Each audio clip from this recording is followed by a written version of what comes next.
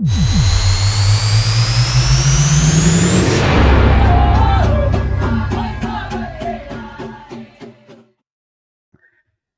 Bawaslu, bersama dengan saya Ronald Manoa dalam podcast Bawaslu Papua. Hari ini kita kedatangan dua tamu istimewa, anggota KPU Provinsi Papua. Ini kan kemarin sudah launching ya, KPU RI meluncing tahapan di tanggal 14 Juni. Nah, kita akan dengar bagaimana KPU Papua dalam proses persiapan dan kemudian apa yang sudah dilakukan serta tantangan yang dihadapi di dalam penyelenggaraan pemilu serentak ini dengan tahapan yang sudah mulai berjalan. Sebelumnya mungkin bisa perkenalkan diri dulu. Kita mulai dari Abang Let's. Silakan. Baik, terima kasih. Saya sendiri Frans Letsoin. Saya anggota KPU Provinsi Papua, Divisi Teknis Penyelenggaraan Pemilu. Nama saya Adam Marisoi, Divisi Sosialisasi dan Partisipasi Pemilih. Saya panggil kakak saja, kakak berdua. Siap. Biar lebih santai, relax. Jadi sekarang ini kita masuk di tahapan apa, biar kemudian bisa diketahui oleh publik, dan kemudian secara teknis itu yang bersentuhan dengan tahapan ini siapa saja. Silakan, mungkin Pak Letsoin. Baik, terima kasih. Sebagaimana tadi sudah disampaikan, tahapan kita ini sudah mulai di launching, artinya sudah mulai berjalan itu sejak tanggal 14 Juni tahun 2022. Hal tersebut juga sebagaimana telah tertuang dalam Undang-Undang Nomor 7 Tahun 2017, Undang-Undang tentang Pemilu, bahwa tahapan pemilihan umum itu sudah harus dimulai itu paling lambat 20 bulan sebelum hari pemungutan suara. Jadi sebagaimana sudah ditetapkan oleh KPU RI setelah melalui kesepakatan bersama dengan DPR dan juga pemerintah bahwa hari H atau pemungutan suara untuk pemilu presiden, DPD, DPR, DPRP, dan DPRK ya di tingkat kabupaten itu sudah akan dilaksanakan di tanggal 14 Februari tahun 2024, mohon maaf. Sehingga kalau dihitung mundur 20 bulan, maka tahapan itu harus dimulai paling lambat 14 Juni. Dan KPU RI secara keseluruhan ya telah melakukan launching, di mana tahapan pemilihan umum itu sudah mulai dijalankan atau sudah mulai bergerak itu sejak tanggal 14 Juni. Hitung mundurnya ini sudah hari keberapa nih sekarang? Ini kalau tanggal 14 Juni itu terhitung 610 hari sebelum hari H, sehingga kalau kita hitung sekarang 24, berarti sekitar 600 hari mungkin, sekitar 600 hari sebelum hari pemungutan suara. Baik, terkait jadwal dan tahapan yang telah dikeluarkan oleh KPU RI atau telah di launching itu di dalam PKPU 3 tahun 2022, maka tahapan pertama yang harus diselenggarakan atau dilaksanakan adalah tahapan terkait dengan pendaftaran, verifikasi, dan penetapan partai politik. Dan di dalam Undang-Undang Nomor 7 tahun 2022 itu diatur di pasal 176 bahwa pendaftaran partai politik itu sudah terkunci, di mana 18 bulan sebelum hari pemungutan suara itu sudah harus ada pendaftaran partai politik. Jadi kalau dihitung mundur dari hari pemungutan suara di tanggal 14 Februari 2024, maka pendaftaran itu akan terjadi di tanggal paling lambat 14 Agustus tahun 2022 ini. Jadi saat ini KPU sedang mempersiapkan draft PKPU, jadi dasar hukumnya tetap Undang-Undang Nomor 7 Tahun 2017, PKPU 6 Tahun 2018 terkait dengan pendaftaran, verifikasi, dan penetapan partai politik. Dan saat ini KPU sedang menyusun drafting PKPU, dan kita harapkan dalam waktu yang tidak begitu lama lagi draft PKPU terkait dengan pendaftaran, verifikasi, dan penetapan partai politik ini keluar. Itu apa, sudah ada 75 parpol ya Ya, yang mendaftar di oke. Kemenkumham. Jadi informasi itu bahwa sekitar 75, bahkan mungkin hari ini bisa lebih, ada partai politik yang telah mendaftarkan diri di Kementerian Hukum dan HAM. Itu yang informasi yang kami dapat, sekitar 75. Itu apa namanya, teknis verifikasinya itu nanti seperti bagaimana itu? Oke, terkait dengan pendaftaran, verifikasi dan penetapan sesuai dengan putusan. Jadi ada putusan Mahkamah Konstitusi nomor 55 tahun 2020 di mana ada perlakuan yang berbeda terhadap proses verifikasi partai politik itu sendiri. Jadi menurut Mahkamah Konstitusi secara garis besar dikategorikan ke dalam 3 kategori partai politik. Jadi partai politik peserta pemilu tahun 2019 yang memiliki kursi di DPR atau memenuhi ambang batas parliamentary threshold, itu pemberlakuannya itu hanya dilakukan verifikasi administrasi saja. Jadi mereka tetap mendaftar di KPU, tetapi verifikasinya sampai di verifikasi administrasi saja. Sedangkan kalau partai politik yang menjadi peserta pemilu tahun 2019 yang tidak memiliki kursi di DPR dan partai politik yang baru mendaftar, maka perlakuannya mereka akan dilakukan verifikasi administrasi dan faktual oleh KPU. Diberlakukan sama. Ya. Jadi untuk 2 kategori itu. Jadi ada berbeda, yang memiliki kursi itu hanya sampai verifikasi administrasi, yang tidak memiliki kursi di DPR RI penting supaya diketahui oleh faktual. Teman-teman pengurus partai politik. Siap. Ya. Kakak Adam, bagaimana dengan apa namanya KPU Papua melihat fenomena pendaftaran partai politik ini? Kira-kira menurut kakak sendiri tantangan-tantangan dari pengalaman yang kakak kan senior, yang lalu-lalu seperti apa? Begitu. Ya, baik, terima kasih. Kita lihat dari satu pemilu itu dia sukses, itu dari peningkatan partisipasi pemilihnya. Oleh sebab itu, pada prinsipnya bahwa KPU secara kelembagaan dari pusat, provinsi sampai dengan kabupaten kota, intinya ya kita harus segera lakukan konsolidasi. Konsolidasi ini kami sudah lakukan di beberapa institusi, yaitu di Polda, TNI, dan Dinas Catatan Sipil, dan instansi yang lain. Tujuannya apa? Bahwa penyelenggaraan ini bukan semata-mata tanggung jawab KPU, tapi ini tanggung jawab semua. Karena proses pemilu 2024 itu proses pemilu yang sangat luar biasa. Ya. Luar biasanya kenapa? Karena dilakukan pemilihan serentak untuk 2 agenda politik di Indonesia, yaitu pemilihan presiden, DPD, DPR RI, DPR provinsi, dan DPR kabupaten kota.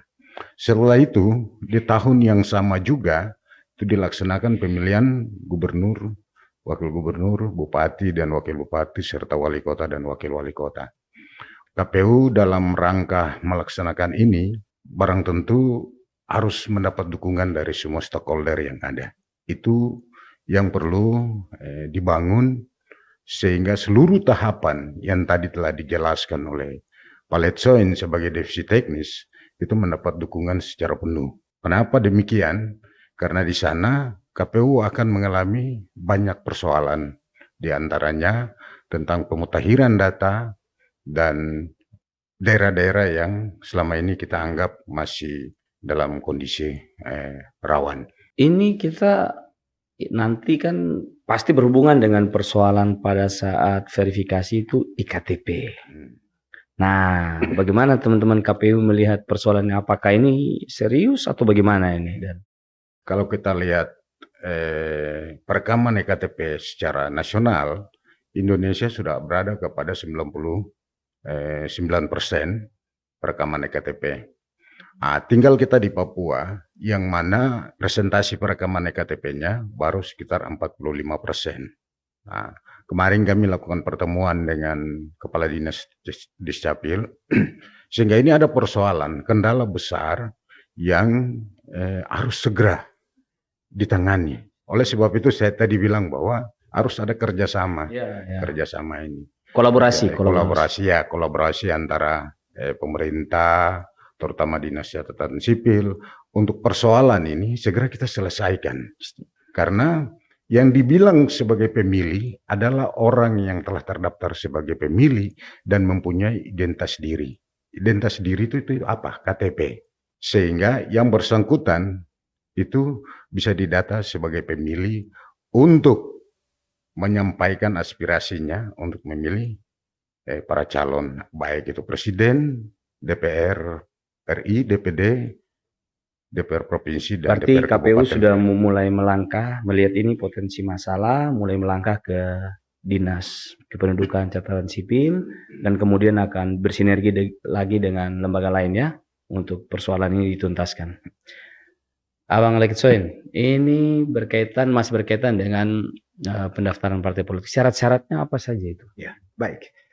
Jadi untuk menjadi peserta pemilu, tentunya peserta pemilu dalam undang-undang kita kan jelas di situ ada peserta pemilu untuk presiden adalah pasangan calon, peserta pemilu untuk anggota DPD itu dari perseorangan, dan untuk pemilu DPR sampai ke DPR kabupaten itu peserta pemilu adalah partai politik. Tentunya ada berbagai persyaratan yang diatur di dalam undang-undang dan juga di dalam PKPU. Itu diantaranya adalah pertama bahwa partai politik itu sudah berbadan hukum. Oke. Habis itu partai politik itu memiliki kepengurusan. Oke. Untuk jadi di tingkat pusat, di tingkat provinsi itu harus 100%. Wow. Jadi harus ada kepengurusan di seluruh provinsi yang ada di Indonesia, dan sampai saat ini 34 provinsi harus ada kepengurusan partai politiknya. Setelah itu juga di tingkat kabupaten itu harus ada 75% dari setiap provinsi itu harus terpenuhi 75% kepengurusan di tingkat kabupaten. Dan terakhir di tingkat distrik atau kecamatan itu 50%. Itu harus ada kepengurusannya. Selain dari kepengurusan itu juga, setiap partai politik harus memiliki keanggotaan. Dan di dalam Undang-Undang Nomor 7 Tahun 2017 dan dalam PKPU, itu syarat keanggotaan yang harus dimiliki oleh setiap partai politik adalah 1.000 anggota atau 1/1000 dari jumlah penduduk. Bisa lebih, tidak boleh kurang. Yes, jadi seperti demikian. Jadi bisa lebih, tidak boleh kurang. Nah, nanti persyaratan masih ada persyaratan lain. Harus memiliki kantor tetap. Oke. Di mana kantor tetap itu? Nah, kantor tetap ini menarik. Oke. Kan Bawaslu punya kepentingan juga nih. Siap. Nanti verifikasi, Oke. lakukan pengawasan. Oke. Kalau kantor tetapnya itu tidak di ibu kota kabupaten, bagaimana? Oke, baik. Jadi untuk persyaratan kantor tetap sendiri, kantor tetap partai politik itu, pada prinsipnya kami masih menunggu PKPU yang saat ini ya mudah-mudahan dalam waktu dekat ini bisa disahkan. Ya. Tapi pada prinsipnya pertama adalah kantor partai politik itu harus memiliki kepastian terkait dengan domisilinya. Nah, itu nanti harus dibuktikan juga dan ada keterangan dari kelurahan atau kecamatan, dan terkait dengan penggunaannya, kepastian penggunaannya. Di dalam drafting PKPU kami bahwa penggunaannya itu harus sampai akhir masa tahapan pemilu, yaitu kalau di tingkat provinsi dan kabupaten itu sampai pelantikan anggota DPR-nya. Itu harus ada kepastian di situ dalam bentuk mungkin sewa atau mungkin dipinjamkan dan lain-lain, tapi harus ada dokumen sumbernya. Akhir tahapan nih kapan ya? Tanggal... Itu kalau untuk DPR provinsi dan DPR kabupaten kota itu kan pemilihannya di tahun 2024. Ya. Pelantikan itu menyesuaikan daripada SK atau masa jabatan daripada keanggotaan di DPR di tingkat provinsi dan kabupaten. Itu akhir. Taruhlah mereka kalau kantornya kontraknya jangan di bawah 2024. Kontraknya itu harus sampai selesai. Proses tahapan itu selesai dan terjadinya pelantikan. Nah, ini penting ini supaya orang-orang partai paham ini. Tahu. Okay. Terus masih di kaitan proses pendaftaran partai politik. Dengar-dengar katanya sekarang semuanya nih melalui sipol. Jadi memang gimana itu? Ya, jadi untuk pendaftaran partai politik dalam draft PKPU kali ini ya itu memang juga merupakan dampak dari dikeluarkannya putusan Mahkamah Konstitusi nomor 55 tadi terkait kategori-kategori para partai politik itu sendiri. Maka untuk mekanisme pendaftarannya itu kalau kita ingat beberapa waktu yang lalu atau dalam pemilu sebelumnya, di mana masih ada pada saat pendaftaran di KPU RI itu ada sejumlah dokumen yang begitu banyak dibawa ke sana. Itu kontainer. Dan di tingkat provinsi dan kabupaten kota juga, KPU provinsi dan kabupaten kota masih berinteraksi. Dalam hal ini partai politik masih menyerahkan seperti KTPL, menyerahkan KTA, dan SK-SK kepengurusan di setiap jenjang itu masih diserahkan. Untuk kali ini desainnya tidak lagi. Jadi semuanya harus diinput ke dalam sipol itu sendiri. Wow. Jadi seluruh data dan juga dokumen yang terkait dengan persyaratan partai politik yang sudah disebutkan tadi, itu semuanya diinput dan diupload ke dalam sipol. Dan KPU juga akan melakukan pengecekan dan verifikasi secara sistem. Semuanya akan dilakukan partai politik. Ya, partai politik harus menginput itu. Jadi partai politik berkewajiban menginput dokumen-dokumen dan juga data-data terkait dengan dokumen tersebut ke dalam sipol. Semuanya dilakukan ya secara sistem, secara menggunakan teknologi informasi sipol itu sendiri. Sistem informasi partai politik. Keren, keren. Sambil minum. Siap. Santai saja. Oke. Nah, masih di sipol, Bang Letsoin dan Kakak Adam. Dengar-dengar katanya sipol ini mau diberikan akses juga ke Bawaslu. Karena ini penting juga. Karena yang lalu kan Bawaslu nggak dapat akses ke sipol, nggak bisa lakukan patroli sipol juga ini. Itu gimana wacana itu? Nah. Jadi wacana yang sudah disampaikan oleh pimpinan kami juga dari KPU RI bahwa memang pada prinsipnya karena seluruh pentahapan pendaftaran sampai penetapan ini memang dilakukan melalui sipol, jadi KPU juga akan memberikan akses itu. Pertama kepada Bawaslu dan kedua tentunya kepada pesertanya dong. Artinya kepada partai politik. Jadi Bawaslu dan partai politik akan diberikan akses. Akses sipol itu akan diberikan di tingkat RI. Dalam arti pimpinan partai politik dan juga Bawaslu RI. Nanti secara berjenjang silahkan merupakan kebijakan daripada organisasi internal. Oh, berarti akses yang diberikan ke RI dimungkinkan juga sangat dikasih ke tingkat provinsi dan kabupaten. Ya, itu akan dilakukan oleh Bawaslu RI sendiri dan juga partai politik pimpinan di tingkat RI. Seperti demikian. Nah, Kak Adam, kita punya persoalan di tanah Papua ini. Ada daerah-daerah yang blank spot. Sinyal, orang Sentani bilang sinyal ya beu. Nah, ini tantangan berkaitan dengan sipol ini, apakah efektif atau kemudian bagaimana teman-teman KPU Papua menyikapi ini persoalan ini? Iya, ini persoalan internet ini sudah beberapa kali kami diskusikan dengan pimpinan KPU RI dan kami juga berharap hal ini menjadi bagian dari pemerintah untuk memperhatikan kondisi bagaimana teman-teman di KPU Kabupaten Kota, terutama dalam hal mensuplai data di sipol untuk memenuhi standar yang tadi disampaikan oleh Pak Letsoin. Artinya Kabupaten Kota dalam rangka memasukkan data, ya bisa saja lewat Kabupaten Kota disuplai. Masuk ke sipol, ke masing-masing partainya masing-masing, mempermudah. Nah, seperti yang tadi dijelaskan oleh Pak Letsoin, memang dulu ya kita datang dengan kontainer, para partai itu datang dengan kontainer. Sekarang ini bagaimana diciptakan ada 4 sistem itu mudah, cepat, dan murah. Begitu. Apalagi COVID, ya, jangan mudah, yang cepat, dan murah, dan gampang diakses. Gampang diakses inilah yang tadi dibilang. Bawaslu juga diberikan ruang untuk mengecek, menjaga proses yang dilakukan oleh partai politik. Harapan kita, ya pemerintah segera melihat kondisi-kondisi yang ada di Papua sehingga juga memudahkan para partai untuk mengakses semua dokumen-dokumennya. Dan yang berikut bukan cuman soal sipol saja, hal-hal lain yang dibutuhkan oleh KPU.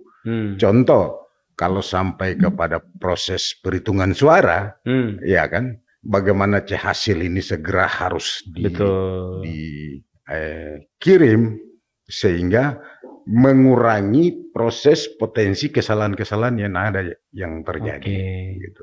Abang berdua, ini kira-kira sudah sejauh mana teman-teman dari KPU di Papua khususnya ini berkomunikasi dengan teman-teman partai politik, baik yang sudah lama atau yang tadi 3 kategori itu, kategori kedua dan ketiga. Ini kira-kira bagaimana? Jadi memang terkait dengan tahapan ini, secara kelembagaan Ya. KPU RI ini tuh intens sekali di sana. Oke. Jadi berbagai rapat koordinasi, berbagai rapat persiapan dan informasi yang terupdate itu sudah dilakukan oleh KPU RI. Kami di provinsi dan kabupaten kota memang secara lembaga kami juga masih menunggu dasar hukumnya. Memang mereka ya.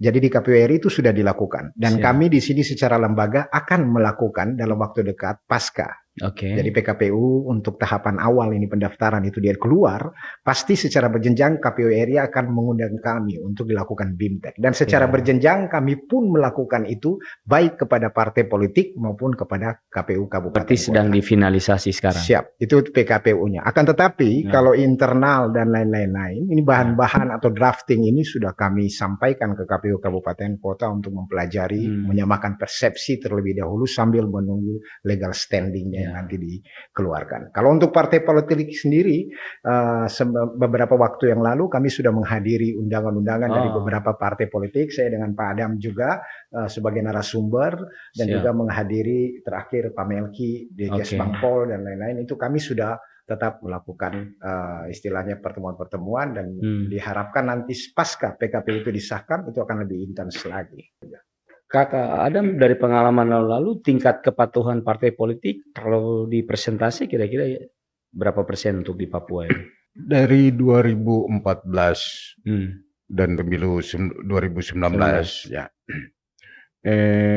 Aturan-aturan yang tadi disampaikan oleh Pak Letsoin tadi itu sebenarnya partai politik itu taat. Taat artinya apa? Mereka itu kepingin untuk menjadi peserta pemilu 2019. Tetapi ada daerah-daerah lain yang tidak taat sehingga mengakibatkan tidak taat dalam arti perempuannya tidak ada, terus kantornya dan terutama persebarannya.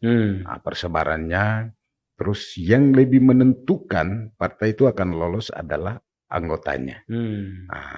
Sehingga mengakibatkan di 2019 itu ada beberapa partai yang tidak memenuhi administrasi sehingga itu kita harus coret dan ada terjadi proses gugatan ya yang ditangani oleh Bawaslu pada waktu itu. Akhirnya partai tersebut kembali mengikuti sebagai peserta setelah melalui satu proses hukum yang ya kita semua tahu pada waktu itu. Jadi saya pada prinsipnya silakan saja.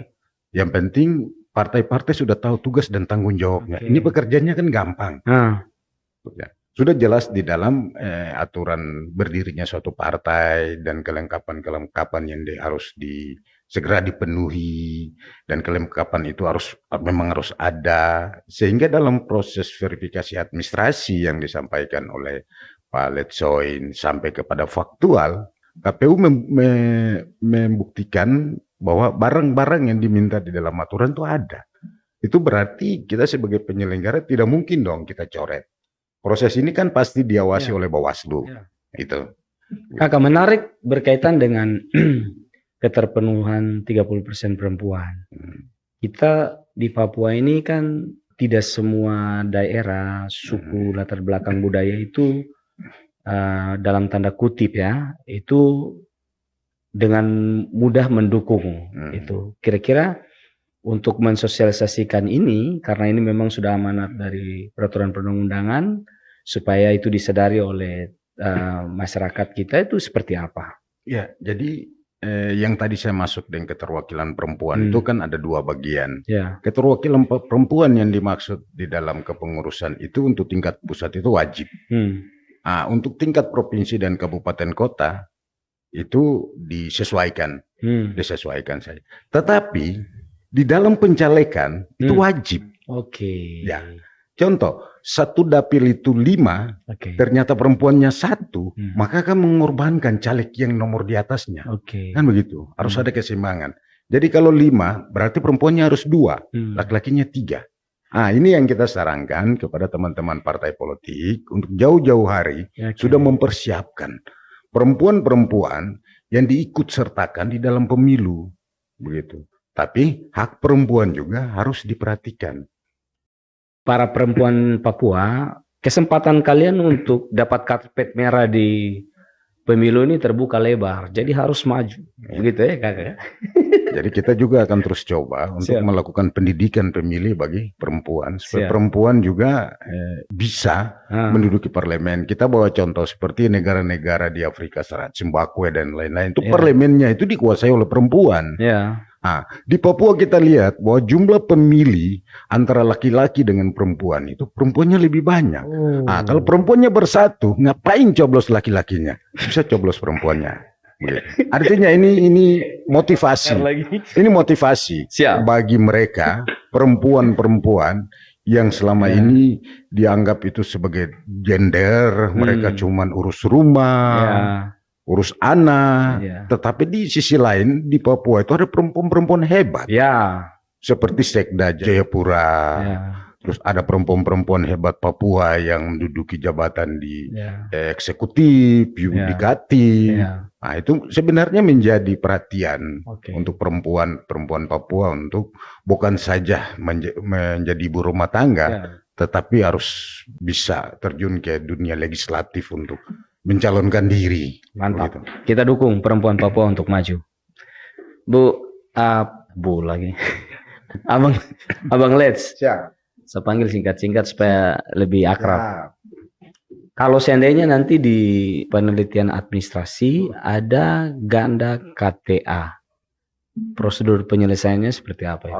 Baik, terima kasih. Jadi mungkin hal pertama yang perlu kami sampaikan di sini bahwa ada kategori ganda. Ada namanya ganda identik di dalam satu partai politik, itu secara kebijakan atau secara aturan bahwa KPU hanya mengakui satu. Jadi ganda identiknya itu indikatornya. Langsung KPU yang memutuskan? Ya, KPU pada saat menemukan itu sudah mengeksekusi. Jadi indikatornya itu adalah kesamaan NIK, kesamaan nama, alamat, nomor KTA, itu ada kesamaan, ada beberapa item data yang sama, itu dikategorikan ganda identik. Nah, ada juga yang namanya potensi ganda. Nah, potensi ganda ini itu pengalaman yang lalu dan berpotensi saat ini terjadi kegandaan antar partai politik. Jadi bisa saja di satu partai itu namanya misalnya Andi, bisa aja ada juga di partai politik yang lain namanya Andi. Indikatornya apa? Adalah kesamaan NIK saja. Jadi kalau ada kesamaan NIK, Andi, ada kesamaan NIK juga Andi di partai lain, maka itu dianggap sebagai potensi ganda. Nah, apa yang dilakukan oleh KPU? Jadi di dalam verifikasi administrasi itu KPU RI ini kan terkait keanggotaan. Jadi KPU RI akan mengirimkan nama-nama, daftar nama keanggotaan yang berpotensi ganda, daftar nama keanggotaan yang berpotensi tidak memenuhi syarat dari sisi statusnya, pekerjaannya, ASN, TNI, Polri otomatis tidak boleh menjadi anggota partai politik. Juga ada daftar nama keanggotaan yang berpotensi tidak memenuhi syarat dari sisi usia belum mencapai 17 tahun, dan dari sisi status kependudukannya. Itu ada daftar nama yang nanti KPU RI kirimkan kepada KPU kabupaten kota melalui KPU provinsi. Dan ini dilakukan semua by system. Jadi secara sipol. Nah, nanti setelah mendapatkan daftar nama tersebut, KPU kabupaten kota akan melakukan verifikasi administrasi, itu juga secara sistem dengan mengecek keanggotaan dari sisi data dan juga mengecek kesesuaian dengan KTA dan KTPL-nya. Ini harus dicek oleh KPU kabupaten kota. Nah, nanti apabila ditemukan ada potensi ganda, artinya ada kesamaan NIK, maka KPU kabupaten kota akan memberikan kesempatan kepada partai politik untuk melakukan menghadirkan surat pernyataan dari yang bersangkutan. Jadi contohnya yang Andi tadi di partai A dan partai B, maka pada saat melakukan verifikasi administrasi di partai A, KPU akan meminta pengurus di tingkat kabupaten ya partai A ini untuk membuat pernyataan. Siapa yang buat pernyataan? Andi melalui partai politik. Pernyataan bahwa menyatakan bahwa Andi ini adalah anggota dari partai politik A. Kalau tiba-tiba surat pernyataan atas nama Andi muncul dari 2 partai, bagaimana? Ya, secara aturan prinsipnya ya dari regulasi bahwa kita mengakui bahwa satu anggota itu adalah di satu partai. Dia tidak boleh di mana-mana. Nah, dari struktur aturan yang ada saat ini bahwa kalau terjadi hal seperti demikian, otomatis kepastian hukum keanggotaan kan tidak ada. Betul. Bagaimana orang yang sama menyatakan di dalam surat pernyataan juga yang sama bahwa dia di partai politik yang satu, di partai politik yang lain. Maka kondisi seperti itu pasti akan di-TMS-kan. Atau apa tidak hadirkan orangnya atau karena kekhawatirannya kalau sudut pandang Bawaslu kita itu khawatirnya itu dipalsukan tanpa sepengetahuan orangnya. Nanti di tahap berikutnya. Jadi terima kasih. Setelah tadi KPU istilahnya memberikan kesempatan kepada partai politik untuk menghadirkan surat pernyataan. Kalau memang itu tidak bisa dihadirkan, maka ada cara lain, yaitu KPU memberikan kesempatan kepada partai politik untuk mendatangkan orang tersebut ke KPU, sehingga KPU bisa melakukan klarifikasi secara langsung. Itu kira-kira gambaran mekanisme pada tahapan verifikasi administrasi. Dan kalau ada kepastian hukumnya pada saat itu sudah pasti status keanggotaan di saat verifikasi administrasi itu sudah bisa diputuskan oleh KPU. Dia memenuhi syarat atau tidak dari sisi kegandaran potensi. Berarti sistem keamanannya sipol ini harus benar-benar kuat ya, Bang? Oh ya, pasti. Artinya memang KPU RI tentunya sudah berkoordinasi dengan pihak dari kementerian mungkin yang mengatur tentang bagaimana mengamankan sistem itu sendiri, sehingga dijamin bahwa KPU memang berupaya dan memastikan bahwa sistem sipol ini akan terproteksi benar-benar dari gangguan cyber, dari gangguan lain seperti demikian. Termasuk itu 1/1000 IKTP-nya. Itu kira-kira potensi masalah-masalahnya itu di mana itu? Kalau EKTP ini kan begini, sekarang untuk menjadi anggota partai itu selain KTA, itu basisnya adalah KTPL. Karena KTPL itu memang mempunyai peranan yang begitu penting dalam segala hal. Dalam hal keanggotaan juga kita harus membuktikan dengan KTPL. Sesuai dengan regulasi kan memang harus terpenuhi unsur 1/1000 dari jumlah penduduk di kabupaten itu. Jadi katakan aja kalau kabupaten itu berjumlah penduduk 100.000, maka minimal itu harus, kalau 1000 tidak mungkin ya, artinya mungkin banyak partai akan memilih 1/1000 dari 100.000. Kalau 1/1000 dari 100.000 kan otomatis 100 anggota minimal di kabupaten itu. Nah ini harus terpenuhi dan otomatis 100 anggota partai ini harus memiliki KTA dan juga KTPL. Itu yang merupakan poin penting sebenarnya yang perlu kami sampaikan, bahwa peranan KTPL ini begitu mendasar dan dia bukan hanya di tahapan ini, tetapi akan menjadi dasar juga untuk menentukan identitas seseorang itu di tahapan-tahapan selanjutnya sampai pemungutan suara yang tadi disampaikan oleh Pak Adam. Jadi teman-teman partai politik harus benar-benar selektif, benar-benar harus bisa memastikan KTPL itu betul-betul valid, begitu. Sehingga mereka dalam menyampaikan datanya itu kemudian jangan bermasalah di kemudian hari ya. Siap, seperti demikian. Terus kalau bisa teman-teman partai politik kasih lebih-lebih lah. Itu udah pasti. Jangan pas-pas atau sudah pasti. Kan gambarannya memang begitu. Kalau pas-pas itu ada verifikasi administrasi, nanti ribet lagi gitu. Lebih baik lebih banyak ya pada saat melakukan verifikasi administrasi, bahkan faktual kalau seandainya itu tereliminir atau dinyatakan tidak memenuhi syarat, masih tetap melalui persyaratan 1000 atau 1/1000 di setiap kabupaten. Demikian. Aduh, jadi memang tantangan kita di Papua ini kalau sudah bicara KTP elektronik ini belum tuntas ya, Kak. Iya, betul sekali. Jadi kira-kira langkah apa ini sebenarnya yang harus dilakukan? Langkah yang harus segera, persoalan ini jangan dititik beratkan kepada KPU. Tapi ini menjadi tanggung jawab kita semua. Oleh sebab itu, bukan KPU saja yang melihat ini menjadi soal dan melaporkannya kepada pemerintah daerah. Tapi ini juga harapan saya, partai politik juga melihat hal ini sebagai ancaman bagi mereka. Begitu.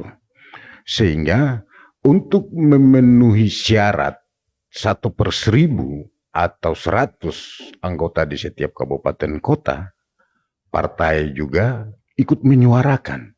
Dan partai juga menyampaikan kepada pengurusnya untuk segera melakukan perekaman EKTP. Begitu. Sehingga tugas dan tanggung jawab KPU untuk pemutahiran data itu bisa berjalan dengan baik, dan semua pemilih yang ada di setiap daerah-daerah itu mempunyai KTP. Ini menarik ini. Jadi takutnya di saat KPU lakukan pemutahiran data berdasarkan EKTP, yang belum punya KTP tidak akan terdaftar sebagai pemilih. Begitu. Nah, ini menarik Kakak, karena kita juga mendorong partai politik untuk terlibat melakukan pencegahan. Ya. Jadi mereka juga bisa menyuarakan ke masyarakat, semua komponen lah. Jadi mungkin kita bisa bikin iklan terpadu di RRI kali gitu. Ya. Artinya bahwa sudah tidak ada lagi yang dinamakan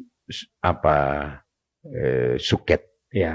Ya, sudah tidak ada lagi. Jadi kita berharap bahwa partai jangan berharap bahwa suket itu akan dinilai oleh KPU. Sudah tidak lagi. Yang dinilai oleh KPU itu adalah KTPL-nya. Jadi yang selama ini menggunakan suket untuk memenuhi persyaratan itu, kita berharap itu sudah bukan waktunya lagi. Sekarang waktunya adalah KTA dan KTP yang tadi sudah kita diskusikan panjang lebar. Demikian. Teman-teman partai politik, jadi suket itu sudah tidak diakui oleh KPU ya. Jadi KTP elektronik dan KTA yang menjadi fokus dari teman-teman KPU dalam proses pendaftaran dan verifikasi partai politik.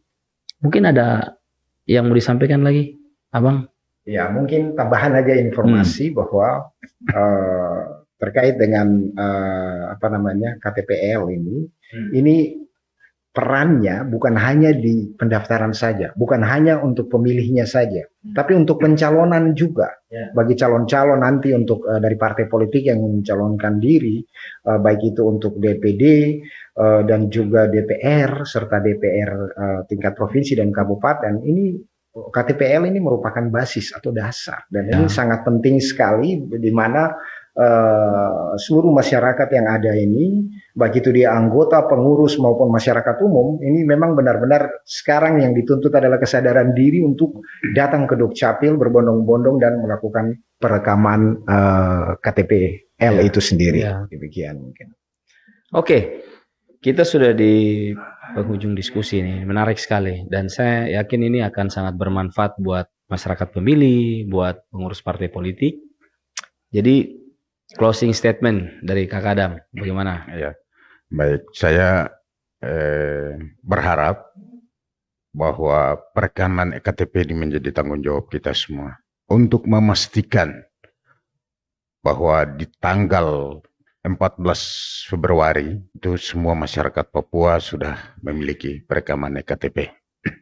Dan yang berikut, saya juga sarankan bagi para perempuan supaya hendaklah berkolaborasi bersama-sama untuk bisa menciptakan perempuan-perempuan hebat yang duduk di parlemen, entah itu di DPR Kabupaten Kota, DPR Provinsi, dan DPR RI. Keren. Abang?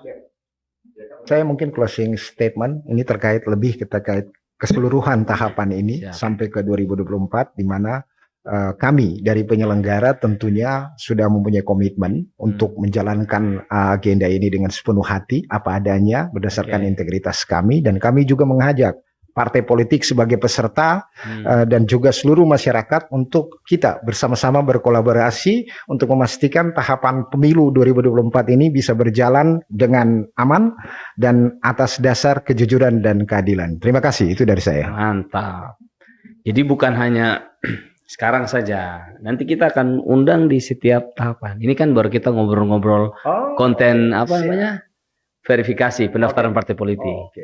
Baik, supaya nanti apa yang tidak diketahui oleh publik, oleh masyarakat, oleh para peserta, mereka bisa mendapat banyak informasi, sehingga kita sama-sama ini sebagai bentuk kolaborasi melakukan pencegahan dini, pencegahan dugaan pelanggaran. Baik, terima kasih sahabat Bawaslu yang sudah menyaksikan podcast Bawaslu Papua. Terima kasih juga buat Bang Litsoin dan Kakak Adam yang sudah datang di studio podcast kami.